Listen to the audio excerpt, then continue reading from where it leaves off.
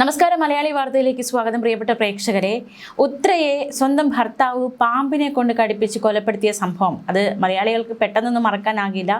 വളരെ നടുക്കുന്ന, ഞെട്ടിക്കുന്ന, വിചിത്രമായൊരു സംഭവമായിരുന്നു. സമാനമായൊരു സംഭവം മറ്റൊരിടത്തുകൂടി അരങ്ങേറിയിരിക്കുകയാണ്. ഉത്തർപ്രദേശിലാണ് സംഭവം ഉണ്ടായിരിക്കുന്നത്. ഇൻഷുറൻസ് തുകയ്ക്ക് വേണ്ടി ഭർത്താവിനെ പാമ്പിനെ കൊണ്ട് കടിപ്പിച്ച് കൊന്നിരിക്കുകയാണ് യുവതി മാത്രമല്ല, കാമുകനും ഒപ്പമുണ്ടായിരുന്നു. ഇരുവരെയും അറസ്റ്റ് ചെയ്തു പോലീസ്. രാത്രി ഉറക്കഗുളിക കലർത്തിയ പാൽ നൽകി ഭർത്താവിനെ ബോധരഹിതനാക്കിയ അതിനുശേഷമാണ് പാമ്പുകളെ കിടക്കയിലിട്ടത്. ഹസ്തിനപുരത്താണ് പ്ലേ സ്കൂൾ നടത്തിയിരുന്ന അതുൽ പൻവാർ എന്ന വ്യക്തി കൊല്ലപ്പെട്ടത്. 30-കാരനാണ് ദാരുണാന്ത്യം സംഭവിച്ചിരിക്കുന്നത്.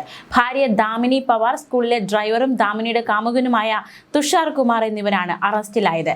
പാമ്പിനെ വിറ്റ രണ്ടുപേരെയും പോലീസ് അറസ്റ്റ് ചെയ്തു. 7 വർഷം പ്രണയിച്ച ശേഷമായിരുന്നു അതിലും ദാമിനിയും തമ്മിൽ വിവാഹിതരായത്. ഇതിന് ശേഷമാണ് തുഷാറുമായി ദാമിനി പ്രണയത്തിലാവുന്നത്. തുടർന്ന് അതുലിനെ കൊന്ന് 20 ലക്ഷത്തിന്റെ ഇൻഷുറൻസ് തട്ടിയെടുത്ത് നാട് വിടുക എന്ന പദ്ധതിയായിരുന്നു ദാമിനിയും കാമുകനും ചേർന്ന് നടത്തിയത്.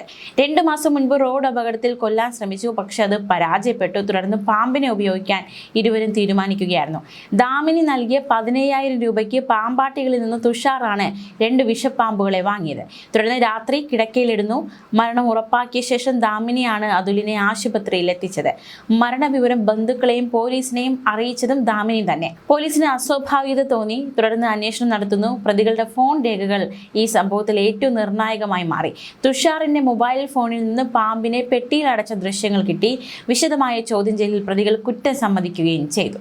ഒരു സാധാരണ പാമ്പ് കടിയേറ്റുള്ള മരണം എന്ന രീതിയിൽ അവസാനിക്കേണ്ട കേസായിരുന്നു. പക്ഷേ അതുലിന്റെ പിതാവിനും മകന്റെ മരണത്തിൽ ഒരു സംശയം തോന്നുകയായിരുന്നു.